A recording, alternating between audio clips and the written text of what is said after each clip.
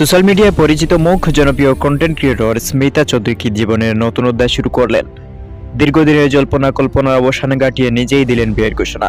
কিন্তু এই বিয়েকে কেন্দ্র করেই এখনো উত্তাল নেট পাড়া। একদিকে প্রাক্তনকে নিয়ে বিস্ফোরক বক্তব্য, অন্যদিকে নিজের ধর্ম পরিচয়, সব মিলে স্মিতা চৌধুরী এখন top of the town.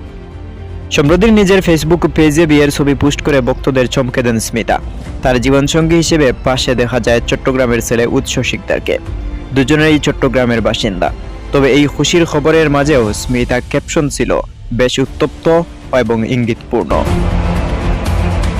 Smita তার পোস্টে লিখেছেন, এক চট্টগ্রামের ছেলের অজস্র মিথ্যা আর ধোঁকাবাজির কারণে কষ্ট পেয়ে চট্টগ্রামের ছেলে কখনো বিয়ে করব না বলছিলাম।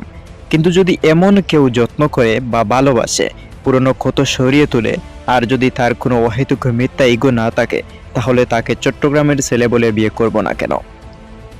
এই পোস্টের মাধ্যমে তিনি পরোক্ষভাবে তার অতীতের কোনো তিক্ত অভিজ্ঞতার কথা মনে করিয়ে দিয়েছেন এবং স্পষ্ট করেছেন যে উচ্চ শিকদারের নিঃস্বার্থ ভালোবাসাই তার সেই পুরনো ক্ষত সরিয়ে তুলেছে।